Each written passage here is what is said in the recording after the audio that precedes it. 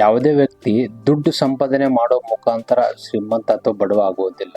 ದುಡ್ಡು ಖರ್ಚು ಮಾಡೋ ಹ್ಯಾಬಿಟ್ ಇಂದ ಅವನು ಬಡವ ಅಥವಾ ಶ್ರೀಮಂತನಾಗುತ್ತಾನೆ. ನೀವು ಎಷ್ಟೇ ದುಡ್ಡು ಖರ್ಚು ಮಾಡಿದ್ರು ನಿಮ್ಮ ಖರ್ಚಿನ ಮೇಲೆ ಕಂಟ್ರೋಲ್ ಇರ್ಲಿಲ್ಲ ಅಂದ್ರೆ ನೀವು ಶ್ರೀಮಂತರಾಗಲು ಸಾಧ್ಯವಿಲ್ಲ.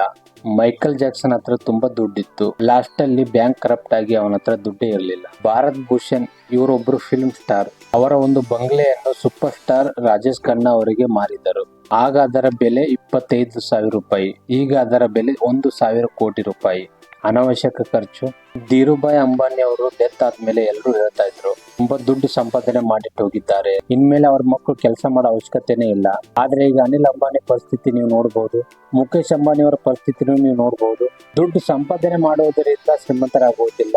ದುಡ್ಡು ಯಾವ ತರ ಖರ್ಚು ಮಾಡಬೇಕು, ದುಡ್ಡು ಹೇಗ್ ಖರ್ಚು ಮಾಡಬೇಕು ಅನ್ನೋದು ನಮಗೆ ಗೊತ್ತಿರಬೇಕು. ದುಡ್ಡು ಹೇಗ್ ಖರ್ಚು ಮಾಡಬೇಕು ಅನ್ನೋದು ನಮ್ಗೆ ತಿಳಿದಿಲ್ಲ ಅಂದ್ರೆ ನಾವು ಮತ್ತೆ ಬಡತನ ಕಡೆಗೆ ಹೋಗ್ತೀವಿ. ಇಲ್ಲಿ ಹಣ ಸಂಪಾದನೆ ಮುಖ್ಯವಲ್ಲ, ದುಡ್ಡು ಹೇಗ್ ಖರ್ಚು ಮಾಡ್ತೀವಿ, ದುಡ್ಡು ಹೇಗೆ ಇನ್ವೆಸ್ಟ್ ಮಾಡ್ತೀವಿ ಅನ್ನೋದು ತುಂಬಾ ಮುಖ್ಯವಾಗಿರುತ್ತೆ. ಈ ವಿಡಿಯೋ ಇಷ್ಟ ಆದ್ರೆ ಲೈಕ್ ಮಾಡಿ, ಸಬ್ಸ್ಕ್ರೈಬ್ ಮಾಡಿ, ಫಾಲೋ ಮಾಡಿ.